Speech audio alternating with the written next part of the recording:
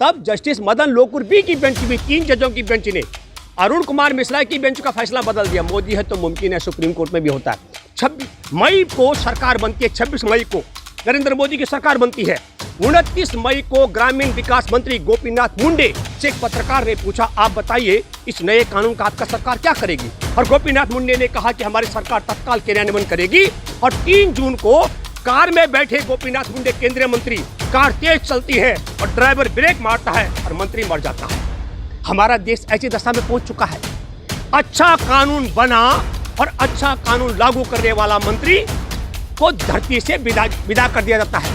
और अब चुनाव है बिहार में 2020 में, तो वो व्यक्ति क्या बोलता है, ये मंडी में डकैत हैं, लुटेरे हैं, मंडी व्यवस्था ठीक नहीं है। क्यों? क्योंकि बिहार की मंडी व्यवस्था 2006 में खत्म कर दी।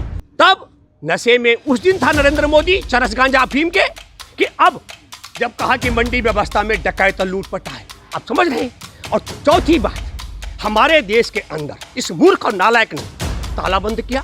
उद्योगों पर ताले थे, व्यापार पर ताले, रेल पर ताले, बसों पर ताले, जहाज पर ताले, होटल पर ताले, ढाबे पर ताले, और सब ताले में बंद था ना। पर हमारा देश मरा तो नहीं। अपने सारे पाप, चाहे गलवान घाटी का मसला हो, चीन ने कब्जा कर लिया, अभी बोला ना मोहन भागवत, क्या बोला, अतिक्रमण कर रखा है, मतलब कब्जा कर रखा है। मोदी तो रोज झूठ बोलता है। क्यों झूठ बोलता है? सौदा हो रखा है चीन के साथ। मोदी से पूछना चाहिए कि मोदी, चीन का कोरोना भारत में आया और तू नहीं रोक पाया। हर संसद चलाई तुमने 7 दिन, तो संसद में कोरोना क्यों नहीं फैला, ये पूछना चाहिए। पूछना चाहिए कि नहीं पूछना चाहिए इस देश को? तो इस क्रोनोलॉजी को समझिए आप। इस नालायक ने क्यों काला बिल लाया? इसने पैसा ले रखा चीन से, देश को तबाह करने के, देश का उद्योग बंद करने के लिए ताला लगवाया। भाई इस पर आपसे यहाँ से शुरुआत करता हूँ कि हमारे देश के अंदर आज़ादी के 66 वर्ष बाद पुनर्वास के अधिकार को लेकर, पुनर्स्थापना, उचित मुआवजे के अधिकार को लेकर पुनर्स्थापना, पुनर्वास, उचित मुआवजा, पारदर्शी तरीके से भूमि अधिग्रहण के लिए कानून बना 66 वर्ष बाद। उस कानून की धारा 24(2) की खूबसूरती बताता हूँ। 5 वर्ष के अंदर यदि ज़मीन का अधिग्रहण होने के बाद अवार्ड हो करके और भौतिक तौर पर कब्जा नहीं लिया होगा तो अधिग्रहण स्वाभाविक तौर पर रद्द हो जाएगा। और यदि भौतिक तौर पर कब्जा लिया गया हो और किसानों को मुआवजा अदा न किया गया हो तो अधिग्रहण स्वाभाविक तौर पर रद्द हो जाएगा। ये 2013 में बने कानून का प्रावधान है। हमारे देश में 500 से ज़्यादा मुकदमों को धारा 24 के तहत किसानों की भूमि का अधिग्रहण रद्द हुआ था। और उसके बाद मैं आपको बताना चाहता हूँ, 2017 का खेल बताता हूँ। 3 जजों की बेंच ने धारा 24(2) के फैसले के औचित्य पर सवाल उठाया। उसमें जस्टिस अरुण कुमार मिश्रा जो सेवानिवृत्त हो चुके हैं, और ठीक ये फरवरी के पहले सप्ताह का मामला है और लगभग तीसरे सप्ताह तब जस्टिस मदन लोकुर बी की बेंच भी 3 जजों की बेंच ने अरुण कुमार मिश्रा की बेंच का फैसला बदल दिया। मोदी है तो मुमकिन है सुप्रीम कोर्ट में भी होता है। 3 जजों के फैसले को अरुण कुमार मिश्रा की बेंच के 3 जजों की बेंच ने खारिज किया। और फिर अरुण कुमार मिश्रा की बेंच का फैसला 3 जजों की बेंच मदन लोकुर बी की बेंच ने खारिज किया। उसके बाद इसके लिए संवैधानिक बेंच का गठन हुआ। मेरे लिए अफसोस इस बात की है कि राजधानी दिल्ली में हमने 35 दिन डीएम ऑफिस में ताला लगाया 2008 में। ये जो कानून बना इसकी खूबसूरती बता रहा हूँ। और संवैधानिक बेंच को चेयर करने का काम भी वही अरुण कुमार मिश्रा करते हैं। और 6 मार्च को पब्लिक डोमेन में आ गया कि धारा 24(2) के औचित्य को अरुण कुमार मिश्रा की अध्यक्षता में बेंच ने खारिज किया। मैंने तत्काल प्रेस कॉन्फ्रेंस की और सवाल उठाए, ये गलत है, ये फैसला हमको स्वीकार नहीं है। और सितंबर के आखिरी में 6 महीने से ज़्यादा वक्त लगा हमारे देश के सुप्रीम कोर्ट के मुख्य न्यायाधीश शरद अरविंद बोबडे को यह बताने और जानने में कि जस्टिस अरुण कुमार मिश्रा की बेंच का फैसला गलत है। मैं आपको यह कहना चाह रहा हूँ, हमारा देश किसानों की ज़मीन और किसानों के मसले पर इस दशा में पहुँच चुका है कि एक संवैधानिक बेंच गलत फैसला करती है। हमारे जैसे साधारण आदमी सवाल उठाता है क्योंकि हम उस कानून को शुरुआत से बनाने से लेकर के उसको पास करवाने की भूमिका में लड़ने भिड़ने वाले लोगों में से रहे हैं। देश भर के किसान आंदोलन के लिए भूपेंद्र रावत नहीं। तो मैं ये कहना चाह रहा हूँ आपको, ये सवाल हमने मार्च में उठाया और हमारे देश के सुप्रीम कोर्ट के मुख्य न्यायाधीश को सितंबर में जाकर पता लगा यह फैसला गलत हुआ। मैं दूसरा जिक्र करता हूँ, आज़ादी के 66 वर्ष बाद उचित मुआवजे के अधिकार को लेकर पुनर्स्थापना, पुनर्वास और पारदर्शी तरीके से भूमि अधिग्रहण के लिए जो कानून बना 2013 में, तो आपको मालूम है कि 26 मई को सरकार बनती है। 26 मई को नरेंद्र मोदी की सरकार बनती है। 29 मई को ग्रामीण विकास मंत्री गोपीनाथ मुंडे से एक पत्रकार ने पूछा, आप बताइए इस नए कानून का आपका सरकार क्या करेगी? और गोपीनाथ मुंडे ने कहा कि हमारी सरकार तत्काल क्रियान्वयन करेगी। और 3 जून को कार में बैठे गोपीनाथ मुंडे केंद्रीय मंत्री, कार तेज चलती है और ड्राइवर ब्रेक मारता है और मंत्री मर जाता है। हमारा देश ऐसी दशा में पहुंच चुका है।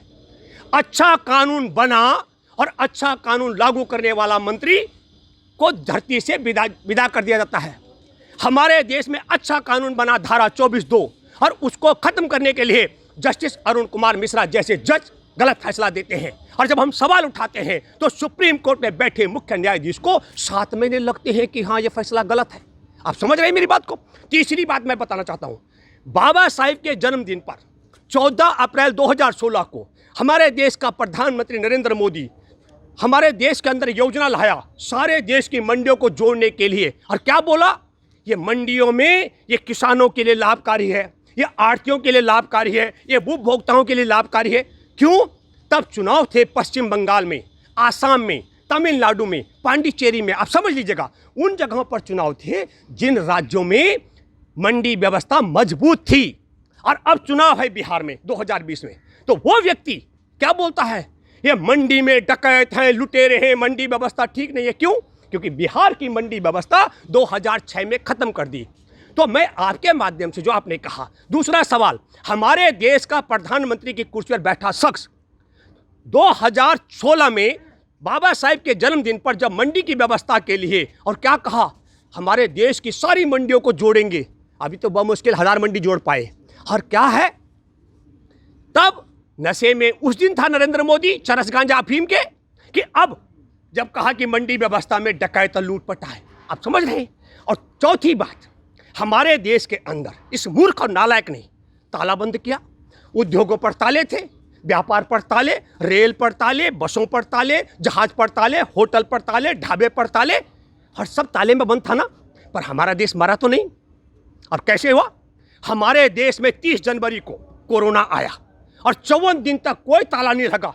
24 जनवरी तक, 24 मार्च तक, तो 54 दिन तक हमारे देश में 550 मामले। उद्योग भी चल रहे थे, व्यापार भी चल रहे थे, फैक्ट्रियां भी चल रही थी, किसान भी चलते, ढाबे भी, रेल भी, होटल भी, हम भी चल रहे थे, मोदी भी चल रहा था। और जैसे मध्य प्रदेश की सरकार गिराई और ताला लगा दिया देश में, पता आपको कितना हो गया? 78 लाख मामले हो गए। आप समझो, पहले इस मूर्ख से पूछो, जब ताला नहीं लगा तो 54 दिन में मामले कितने हुए? 550। और ताले में सब बंद कर दिया। क्या क्या किया? न केवल बंद किया, जो जिंदा बच सकते थे कई सैकड़ों मजदूर, वो तो पीट पीट के पुलिस से मरवाए। अब मैं ये आपसे कहना चाहता हूँ, हमारा देश ऐसी दशा में पहुंच चुका है, जब मध्य प्रदेश की सरकार गिरानी हो तो इस नालायक ने कोई देश में विरोध न उठे, इसके अलोकतांत्रिक तरीके के खिलाफ देश में ताला लगा दिया। अब बिहार में चुनाव लड़ना है तो ताले खोल दिए। आप समझ रहे ना? तो अब सवाल यह है, जब देश में उद्योग बंद थे, व्यापार बंद था, रेल बंद थी, जहाज बंद थे, होटल बंद थे, ढाबा बंद थे, उसके बावजूद देश क्यों जिंदा रहा? जिस पर हमारा बात कर रहे हैं वह किसान, हमारे देश का अन्नदाता। तो जिसने देश को बचाया, जो देश को जिंदा रखता है, हमारे देश के उद्योग बंद हो जाए, खत्म हो जाए, व्यापार खत्म हो जाए, हमारे देश का सारा सिस्टम खत्म हो जाए, हमारा देश नहीं बढ़ेगा। कृषि प्रधान देश है। तो हम लोग तो निरंतर ये कहते रहे कि नरेंद्र मोदी हमारे देश में किसानों को सरकारी कर्मचारी के वेतन के बराबर आमदनी की गारंटी का कानून बना। हम तो बड़ी मांग कर रहे थे मंडी व्यवस्था के अलावा। तो नरेंद्र मोदी की सरकार ने बड़ी चतुराई के साथ में अपने एजेंडों पर 3 बातें करके बोलता हूं। पहला, अपने सारे पाप, चाहे गलवान घाटी का मसला हो, चीन ने कब्जा कर लिया, अभी बोला ना मोहन भागवत, क्या बोला? अतिक्रमण कर रखा है, मतलब कब्जा कर रखा है। मोदी तो रोज झूठ बोलता है। क्यों झूठ बोलता है? सौदा हो रखा चीन के साथ। चाहे वो हमारे देश की किसानों की आत्महत्या का सिलसिला, बेरोजगारी में भी आप देखें 14 करोड़ लोग जिनकी नौकरी छीनी, रोजगार छीना, और 2 करोड़ 10 लाखों की नौकरी छीन चुकी है। तो नौकरी का मामला हो, बेरोजगारों को रोजगार देने का मामला हो, विकास दर गिरने का मामला हो, रुपए की गिरने का मामला हो, प्रधानमंत्री के पद पे बैठे व्यक्ति की झूठ बोलने का मामला हो, मर्यादा को लेकर के, इन सब से ध्यान भटकाने के लिए क्या किया? आत्महत्या कर चुके सुशांत सिंह की आत्महत्या को पहले हत्या बताया, और उसमें एक फौजी और ब्राह्मण परिवार में जन्मी बेटी प्रिया और रिया चक्रवर्ती को, उसके मान और सम्मान को तार तार कराया। जब पोल खोल होने वाली थी तो फटक से क्या है, उससे पहले ये किसान काला बिल ले आया। और आप समझो, पहले ने मोदी से पूछना चाहिए कि मोदी चीन का कोरोना भारत में आया और तू नहीं रोक पाया। हर संसद चलाई तुमने 7 दिन, तो संसद में कोरोना क्यों नहीं फैला ये पूछना चाहिए कि नहीं पूछना चाहिए देश को। तो इस क्रोनोलॉजी को समझिए आप। इस नालायक ने क्यों काला बिल लाया? इसने पैसा ले रखा चीन से, देश को तबाह करने के, देश का उद्योग बंद करने के लिए ताला लगवाया, देश के व्यापार को बंद करने के लिए ताला लगवाया, देश की रेल व्यवस्था को खत्म करने के लिए ताला लगवाया, देश की होटल इंडस्ट्री को मारने के लिए ताला लगवाया। 15,90,000 हॉकर्स हैं, रेलवे की जो रेलवे स्टेशन है, 14,000 ज़्यादा रेल चलती है रोजाना। ये नालायक रेल नहीं चलवा पा रहा। जब ये चाय बेचता था उस स्टेशन पर, तब हमारे देश में रेल चलती थी। ये नालायक कुर्सी पर बैठ गया प्रधानमंत्री की, रेल भी नहीं चल पा रही है। अब इसको समझना पड़ेगा आपको। इसलिए इसने कहा उद्योग तो चौपट हो गया, अब उद्योग पनप नहीं पाएंगे जो ताला बंद रहा है। व्यापार चौपट हो गया, रेलवे चौपट हो गया, होटल इंडस्ट्री चौपट हो गई। पर बोले किसानों को चौपट करना, तो बोले 3 काले कानून लेकर आया। क्या है? एक काला कानून जमाखोरी का, वो सिर्फ किसानों के लिए नहीं, आपके माध्यम से मैं बताना उपभोक्ताओं के लिए भी। पहले किसानों से औने पौने दाम पर लूटा जाएगा और फिर उसके बाद देश के उपभोक्ताओं को महंगे दाम पर बेचा जाएगा। ये किसानों की समस्या नहीं है, देश की समस्या है। जमाखोरी के लिए कानून लाना, पहले जमाखोरी पर अपराध था करना। तो इस नालायक की सरकार ने जमाखोरी के लिए कानून लाया। ये देशद्रोही कानून है, ये काला कानून हमको मंजूर नहीं है। ये किसानों को बर्बाद करेगा और देश के उपभोक्ताओं को भी लूटेगा। और दूसरा कानून हमारे देश में कॉन्ट्रैक्ट फार्मिंग, तो जिस दिन किसानों को फसल लेके जाएंगे उस दिन वो कह देगा व्यापारी कि देखो तुम्हारे सरसों के दाने का साइज छोटा बड़ा है, तुम्हारा गेहूं कनक जो है छोटा बड़ा दिखता है, हम तो नहीं खरीदेंगे। तुम्हारे धान को जो टेढ़ा मेढ़ा वो है कनक, आप समझे ना, तुम्हारा आलू का साइज छोटा बड़ा है, तुम्हारा केला जो है टेढ़ा ज़्यादा है, तुम्हारा पपीता मोटा ज़्यादा है। तो किसान क्या करेगा? कॉन्ट्रैक्ट फार्मिंग में हमारे देश के किसानों को गुलाम बनाने का षड्यंत्र ये हमको मंजूर नहीं है। और तीसरी बात है, अभी तो हमारे देश के अंदर मंडियाँ हैं, तब जाकर किसान हम सब लड़ पाते हैं कि किसानों को कीमत मिलनी चाहिए। हम ये कहना चाह रहे हैं, नरेंद्र मोदी कानून ये लाता कि देश के अंदर जो समर्थन मूल्य है उससे कम पर किसी भी कीमत पर खरीद नहीं की जाएगी और सारी की सारी खरीद करने की गारंटी होनी चाहिए। यह कानून लेकर आता। मोदी ये कानून लेकर नहीं आया। मोदी ने कहा कि उद्योग खत्म हो गए, व्यापार खत्म हो गया, रेल पहले खत्म हो गए, होटल इंडस्ट्री चौपट हो गई, किसान बच गया, इनको भी चौपट करना है। ये काले कानून लाया, उसको लेकर के राष्ट्रीय बैठक हमारे देश भर के किसान संगठनों की यहाँ चल रही है, दिल्ली में रकाबगंज गुरुद्वारे में, और उस पर भी एक बड़ा फैसला क्या तय होता है वो आपको अवगत कराया जाएगा। लेकिन मैं आपके माध्यम से कहना चाहता हूँ, देश में देश को संघ परिवार के रहते हुए किसी दुश्मन की जरूरत नहीं है, जब तक हमारे देश में संघ परिवार की सरकार कायम है। धन्यवाद।